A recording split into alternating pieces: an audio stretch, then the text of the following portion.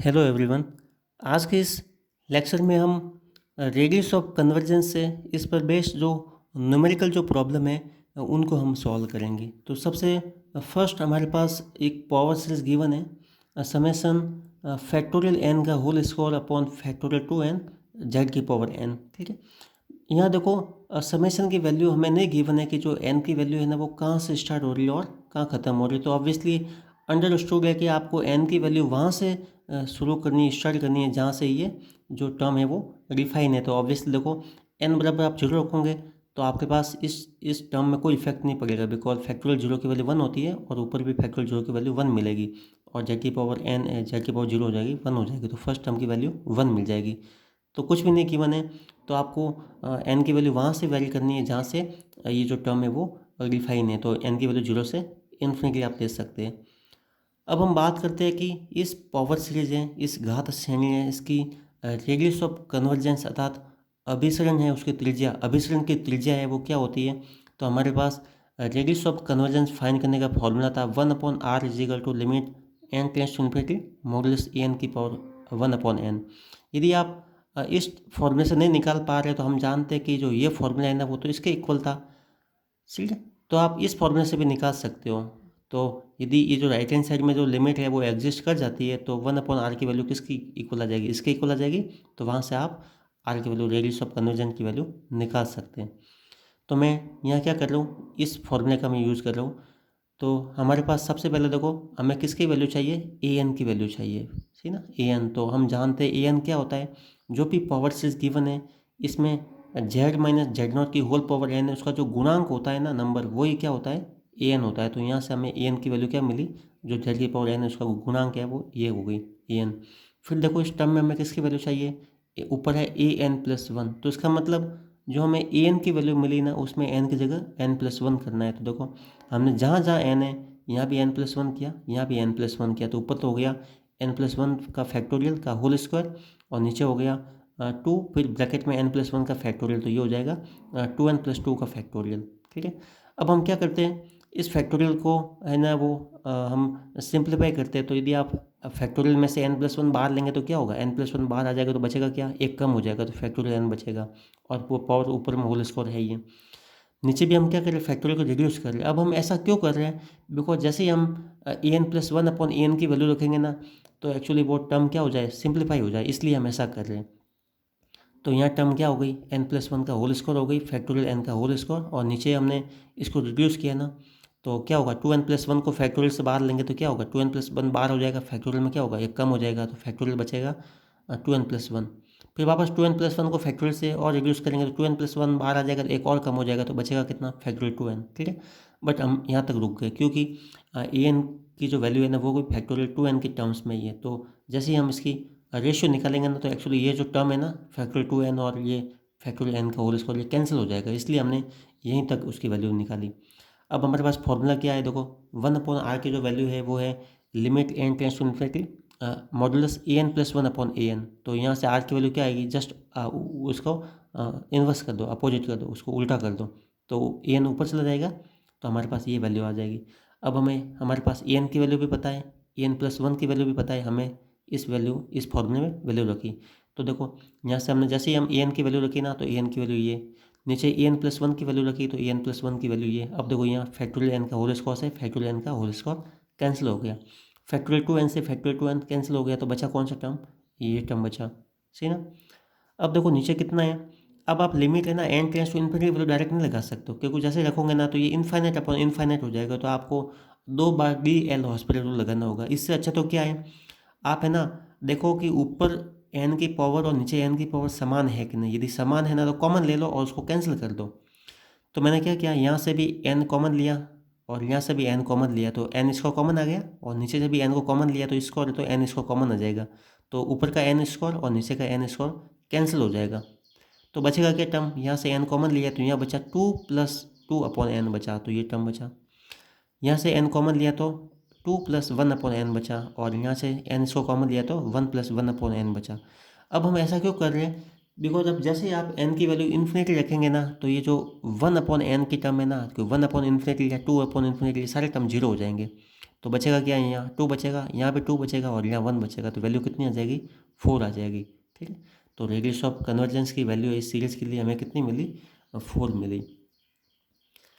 इसी तरह यदि हम नेक्स्ट क्वेश्चन की बात करें, आपके पास सीरीज गिवन है समेसन -1 की whole power n upon factorial n, sorry n z -2 iota की पावर n, सही ना।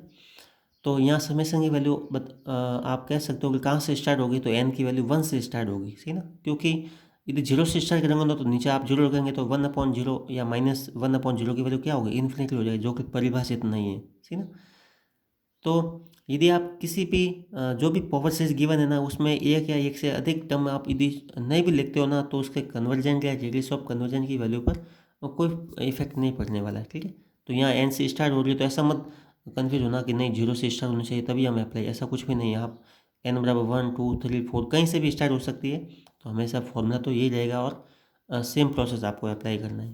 ठीक है, तो यदि हम बात करें जेड माइनस जेड नॉट मतलब सेंटर, तो सेंटर या 2 आयोटा गिवन है इस पावर सीरीज का, तो इसका जो कॉफिशिएंट है ए एन क्या हो जाएगा, ए एन ये हो जाएगा -1 की पावर n अपॉन n।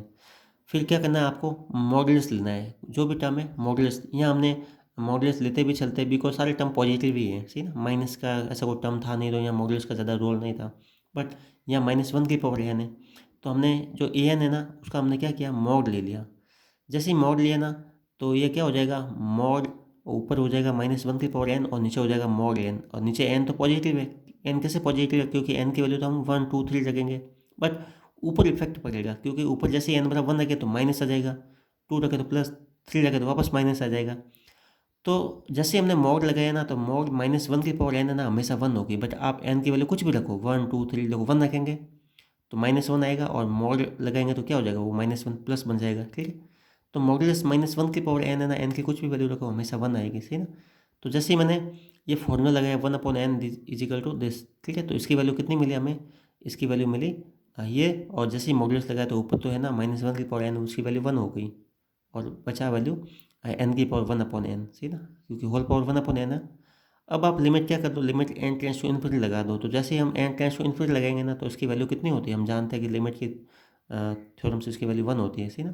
आप इसको सॉल्व कर सकते हो, जैसे मान लो इसको a मान लो, a बराबर दिस लिमिट, ठीक है ये, फिर आप वो साइड लॉग ले लो, ठीक है, फिर उसको सिंप्लीफाई कर दो तो इसकी वैल्यू आपको 1 मिलेगी। तो ऑब्वियसली 1/r की वैल्यू 1 है, तो r की वैल्यू किसके इक्वल आ गई, 1 के इक्वल आ गई। ठीक है, इसी तरह जो नेक्स्ट अगला जो न्यूमेरिकल प्रॉब्लम है, हमें जो एक पावर सीरीज गिवन है समेसन, यहाँ कुछ भी नहीं दे रखा है, तो देखो कहाँ से स्टार्ट होगा समेसन की वैल्यू, तो अंडरस्टूड है कि यहाँ भी देखो n बराबर 0 रखते हैं ना तो कोई प्रॉब्लम नहीं आ रही है, ठीक है ना, n बराबर 0 रखेंगे तो ये हो जाएगा आयोटा हो जाएगा और z की पावर n आ जाएगा।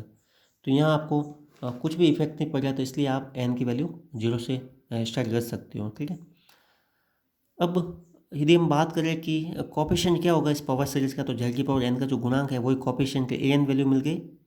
अब आप जो आपके पास फॉर्मूला था ये, ठीक है, आप चाहो तो ये फॉर्मूला लगाओ क्योंकि ये तो इसके इक्वल ही है, तो कोई भी फॉर्मूला देखो, आपको 1/n का फॉर्मूला तब लगाना है जब पावर है ना n के टर्म्स में हो, n के पावर, जैसे मान लो n की पावर n है, सही ना, तो हम जैसे ही 1/n करेंगे ना तो n से n कैंसिल हो जाएगा, तो n की पावर में हो ना तब तो आपको क्या लगाना है, आपको ये फॉर्मूला लगाना है, और सिंपल फैक्टोरियल में या इस टाइप के हो ना तो आपको डायरेक्ट ये फॉर्मूला लगाना है, सही ना, दोनों आपस में इक्वल है ना तो वो 1/r के इक्वल ही होगा।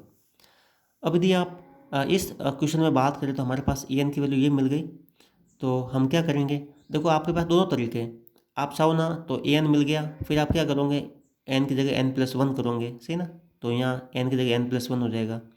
या फिर क्या कर सकते हो, पहले आप ये जो ए एन मिला ना उसका मॉडुलस ले लो, तो मॉडुलस लेंगे ना, अब यहाँ मॉडुलस से क्या इफेक्ट पड़ेगा, क्योंकि ये जो नंबर है ना वो a प्लस आयोटा b के टर्म्स में, और हम जानते हैं ना कि कोई भी number complex number a plus iota b में है तो उसका मॉडुलस करेंगे ना तो वो क्या होगा, √a² प्लस b² मतलब रियल टर्म का स्क्वायर प्लस ये जो आयोटा के साथ टर्म है ना इसका स्क्वायर हो जाएगा।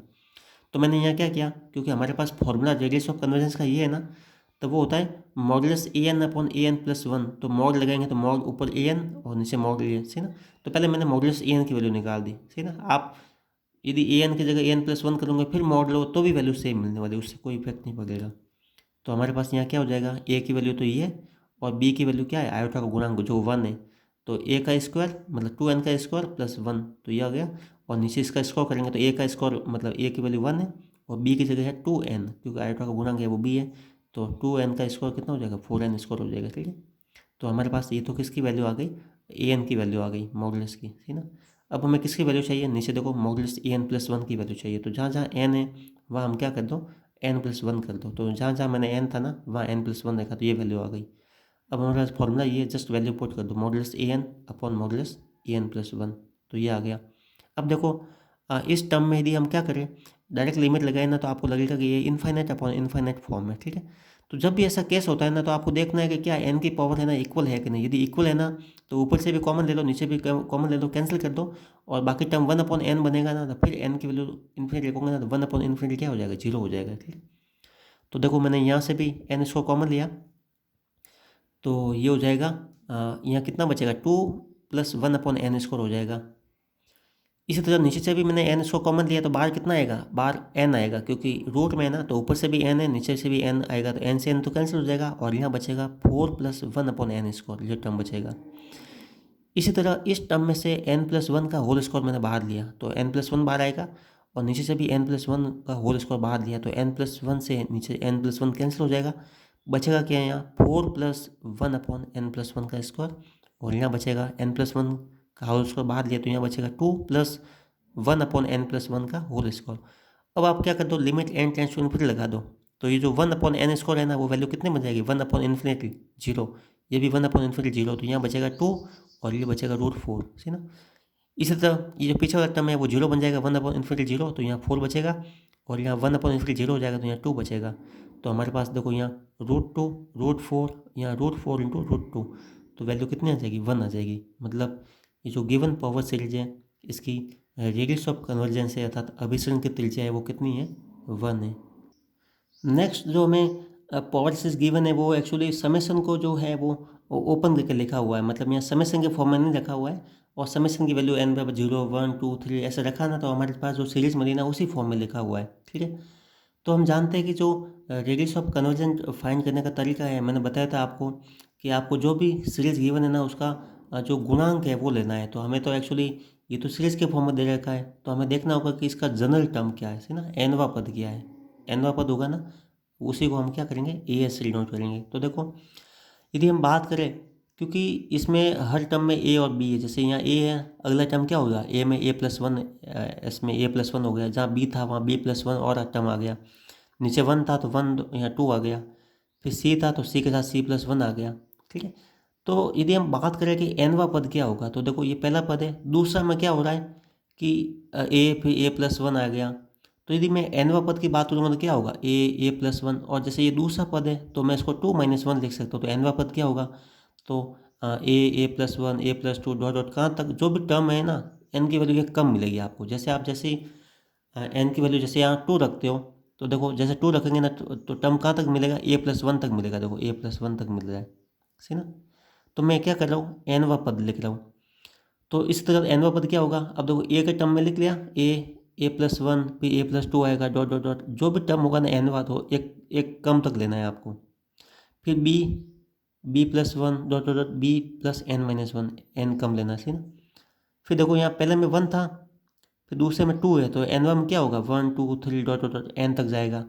सी में देखो पहला टर्म, एक्चुअली मैं इस टर्म को जो फर्स्ट 1 है ना उसको इग्नोर करो, है ना, इस एक टर्म को आप नहीं लिखो ना तो भी चलेगा, क्योंकि हमारा जनरल टर्म है ना वो एक्चुअली यहाँ से हम बना सकते हैं ना, जनरल टर्म हम इन्हीं से बना सकते हैं। तो किसी भी पावर सीरीज में यदि आप एक टर्म या एक से ज़्यादा टर्म छोड़ सकते हो ना, तो उस स्थिति में रेडियस ऑफ कन्वर्जेंस है ना उस पर कोई फर्क नहीं पड़ेगा, मतलब वही वैल्यू मिलेगी जो ओरिजिनल सीरीज की थी। तो ये तो हो गया 1 2 3 ऐसे। अब सी देखो, फर्स्ट टर्म में सी था, सेकंड में c+1, सीधा सेकंड में क्या है 1 तक गया, मतलब c+1, इसका मतलब यदि nवा बात करूँगा तो क्या होगा, n-1 तक जाएगा, तो ये हो जाएगा c+1 c+2 dot dot c+n-1, तो ये तो मिल गया इसका nवा पद। ठीक है, अब यदि आप बात करें हम तो फॉर्मूला लगाएंगे ये sir, r = limit n tends to infinity an/n+1, तो इसमें जहाँ जहाँ n था ना वहाँ क्या कर दो आप, n+1 कर दो, तो हमारे पास ये टर्म है ना, इसमें ये टर्म है ना n, तो यहाँ n+1 करेंगे, मतलब इसका एक अगला टर्म और क्या मिलेगा आपको, a+n मिल जाएगा। इस तरह n था तो n+1 किया, तो इसका मतलब अगला टर्म हमें क्या मिलेगा, n+1 मिल जाएगा। यहाँ भी जहाँ n था वहाँ n+1 करेंगे तो ये टर्म तो है ही है, इसके अगला टर्म क्या मिलेगा, b+n। यहाँ भी हम n की जगह n+1 करेंगे तो अगला टर्म क्या मिलेगा, c+n। तो वो यहाँ से लगाकर हमें c+n तक मिलेगा। अब देखो जैसे ही हम an/an+1 करेंगे ना तो यहाँ से लगाकर a से लगाकर a+n-1 और ये देखो a+n-1, तो ये टर्म तो कैंसिल हो जाएगा क्योंकि ये टर्म और इसमें भी है वो, सही ना। तो बचेगा ये बचेगा। फिर b से लगाकर b+1 b+n-1 तक वो इसमें भी है, और b से लगाकर b+1 b+n-1 इसमें भी है, तो ये टर्म इससे कैंसिल हो जाएगा, सही ना। अपॉन कर रहे अपन। फिर 1 2 3 लगाकर n तक ये उसमें भी है इसमें भी कैंसिल हो जाएगा, तो बचेगा क्या, इसमें n+1 बचेगा। c+1 c+n-1 तक टर्म इसमें भी है और इसमें भी है, तो बचेगा क्या, यहाँ c+n बचेगा। तो इस तरह से आप an/an+1 करेंगे ना तो हमारे पास ये टर्म बचेंगे, ठीक है। अब आप क्या कर सकते हो, लिमिट नहीं लगा सकते हो क्योंकि लिमिट लगाएंगे तो इनफाइनाइट अपॉन इनफाइनाइट फॉर्म मिलेगी, सही ना। तो आप क्या करो, जब भी ऐसे केस बनते हैं ना, देखो कि पावर n के ऊपर और नीचे समान है तो ऑब्वियसली यहाँ से भी n कॉमन लेंगे और यहाँ से तो ऊपर n इसको कॉमन आ जाएगा, नीचे भी यहाँ से n कॉमन, यहाँ से n तो n इसको कॉमन आ जाएगा, n इसको से n को कैंसिल हो जाएगा, तो बचेगा क्या यहाँ, क्योंकि इस टर्म से हमने n कॉमन लिया तो यहाँ बचेगा 1+1/n। यहाँ से हमने n कॉमन लिया तो यहाँ n की जगह 1+c/n बचेगा। यहाँ से भी a/n+1 ये आ गया, और यहाँ से n कॉमन लिया तो ये टर्म। अब आप लिमिट n लगा सकते हो क्योंकि 1/∞ क्या हो जाएगा, 0। तो यहाँ 1+0 1, ये भी 1+0 1, 1+0 1, 1+0 1, तो 1 × 1, नीचे भी 1 × 1, तो 1 आ जाएगी वैल्यू, ठीक है। तो जब भी पावर सीरीज यदि समेशन के फॉर्म में नहीं गिवन है ना और ऐसे एक्सपेंशन के फॉर्म में ना, तो आपको क्या करना है, उसका nवां पद लिखना है। आपको देखना है कि पहला टर्म ये है, सेकंड ये है, तो देखो कि nवां पद क्या होगा, सही ना। तो देखो फर्स्ट टर्म में a था, सेकंड में a+1, थर्ड में फिर क्या होगा, a+1 a+2, तो थर्ड में 2 आ रहा है तो इसका मतलब nवां में क्या होगा, a कम होगा, तो a से a+n-1 तक जाएगा। इसी तरह हमने इसका nवां टर्म लिख लिया। नेक्स्ट आपके पास पावर सीरीज गिवन है समेशन फैक्टोरियल n/n⁴n z⁴n। तो देखो समेशन की वैल्यू कहाँ से स्टार्ट होगी, ऑब्वियसली n=1 से स्टार्ट होगी क्योंकि 0 रखेंगे ना तो नीचे 0⁴0 जो कि हो सकता है इंडिटरमिनेट फॉर्म हो, सही ना। तो आपको n=1 से स्टार्ट करेंगे तो भी पावर सीरीज के रेडियस ऑफ कन्वर्जन पर तो कुछ भी फर्क नहीं पड़ेगा, सही ना। वो सेम वही मिलेगी जो जहाँ से स्टार्ट होनी थी। तो यहाँ से हम कोएफिशिएंट की यदि देखें वैल्यू तो कितनी मिलेगी आपको, an मिल जाएगा। अब हम कौन सा फॉर्मूला अप्लाई करेंगे, तो आप कोई भी फॉर्मूला अप्लाई करो, 1/n का भी अप्लाई कर सकते हो और an+1/n का भी अप्लाई कर सकते हो, ये वाला फॉर्मूला, ठीक है। तो हमें an मिल गया। अब हम क्या करेंगे, n की जगह n+1 रखेंगे, तो हमने n की जगह इसमें n+1 रखा, ठीक है। अब हमने क्या किया, थोड़ा सा सिंप्लीफाई कर दिया क्योंकि हम जैसे ही an/an+1 करेंगे ना तो देखो इसमें फैक्टोरियल n था, तो हम चाह रहे कि क्या ये भी फैक्टोरियल के टर्म में बन सकता है क्या, जिससे कैंसिल हो जाए। तो n+1 को मैंने रिड्यूस किया, n+1 बाहर लिया तो बचा क्या, फैक्टोरियल n बचा।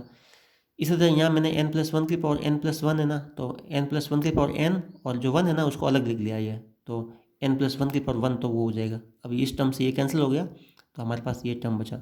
हमने an और n+1 की वैल्यू रखी तो ये हो गई वैल्यू, ये फैक्टोरियल n से फैक्टोरियल n कैंसिल हो गया और हमारे पास ये टर्म मिल गया। अब हमें देखो ऊपर की टर्म से n कॉमन लेते हैं ना तो बाहर क्या आएगा, पावर n है तो n की पावर n आ जाएगा, तो ये इससे कैंसिल हो जाएगा और आपके पास लिमिट 1+1/n की होल पावर n, ये हमारे पास स्टैंडर्ड लिमिट है। जब भी आपके पास limit n tends to infinity 1+1 की पावर n 1+1/n की होल पावर n है ना, तो एक्चुअली स्टैंडर्ड लिमिट की वैल्यू e होती है, ठीक है। आप यदि इसको अलग से सॉल्व करना चाहते हैं तो मान लो a बराबर इसको मान लो कुछ समथिंग, फिर लॉग ले लो, सही ना। फिर आप जो है वो इनफाइनाइट अपॉन इनफाइनाइट फॉर्म बनेगा तो रियल हॉस्पिटल लगा के इसकी वैल्यू निकाल सकते हो। नहीं तो आप ध्यान रख सकते हो कि स्टैंडर्ड लिमिट है उसकी वैल्यू जो नेचुरल बेस होता है लॉगरिथम का, सही ना, ई होता है ना, तो 2.73 इसकी वैल्यू होती है। तो ये actually natural base of logarithm है, ई होती है इसकी वैल्यू, ठीक है। तो रेडियस ऑफ कन्वर्जेंस किसकी इक्वल आ जाएगी, आर की वैल्यू ए की इक्वल आ जाएगी। नेक्स्ट जो आपके पास क्वेश्चन है रेडियस ऑफ कन्वर्जेंस का, सीरीज की वैल्यू दे रखी है समेशन n = 0 से इन्फिनिटी z की power n upon log n का होल स्क्वायर। अब देखो समेशन की वैल्यू n=2 से स्टार्ट क्यों की, कि हम जानते हैं कि जैसे n=0 रखेंगे तो ये 1/0 इन्फिनिटी हो जाएगा, जो कि फर्स्ट टर्म परिभाषित नहीं है, सही ना। n/1 रखेंगे तो log 1 की वैल्यू 0 हो जाएगी, तो 1/0 वो भी परिभाषित नहीं है, सही ना। तो ऑब्वियसली हमने यहाँ से 2 से स्टार्ट किया समेशन को, ठीक है, क्योंकि n बराबर 0 और 1 के लिए ये टर्म परिभाषित ही नहीं है। तो हम देखते हैं कि z की पावर n है, इसका गुणांक क्या है, तो 1 अपॉन दिस टर्म, ये पूरा इसका कोफिशिएंट है। फिर हम क्या करेंगे, n की जगह n+1 रखा तो हमारे पास ये टर्म मिला। रेडियस ऑफ कन्वर्जेंस का formula r is equal to limit n tends to infinity modulus an upon an+1 है। ठीक है, हमने जस्ट वैल्यू रखी। हमारे पास यहाँ टर्म हमने क्या, उसको n से डिवाइड किया तो ये टर्म क्या बना, ये टर्म बना 1+1 अपॉन n। ठीक है, और यहाँ टर्म बचा log n+1 upon log n का होल स्क्वायर। ठीक है, आप इस लिमिट को इनसाइड ले जा सकते हो। और जैसे आप लिमिट की वैल्यू लिखेंगे ना, इन्फाइनाइट अपॉन इन्फाइनाइट, मैंने क्या किया, रियल हॉस्पिटल रूल अप्लाई कर दिया यहाँ, ठीक ना। तो रियल हॉस्पिटल रूल क्या होता है, ऊपर से भी अवकलन करो, नीचे भी अवकलन करो अलग अलग। तो log n+1 का क्या हो जाएगा, 1/n+1 हो जाएगा, ठीक ना। और फिर n+1 का 1 हो जाएगा, तो ये log 1/n+1 आ जाएगा। इस तरह log n का क्या हो जाएगा, 1/n हो जाएगा, और n का, क्योंकि n के सापेक्ष करो तो 1 हो जाएगा। ठीक है, और यहाँ लिमिट रखेंगे ना, तो 1+1/∞ तो ये 0 हो जाएगा, तो यहाँ 1 बचेगा यहाँ। ठीक है, अब इसको और सिंप्लीफाई कर दो, आपके पास ये टर्म आ गया, इस नीचे n से डिवाइड कर दो ये, या आप कह दो कि नीचे से n कॉमन ले लो, फिर इसको इससे कैंसिल कर दो तो ये बचेगा। अब आप limit n tends to infinity रख दो तो ये 1/n 0 हो जाएगा, तो 1/1 मतलब 1 आ जाएगी वैल्यू।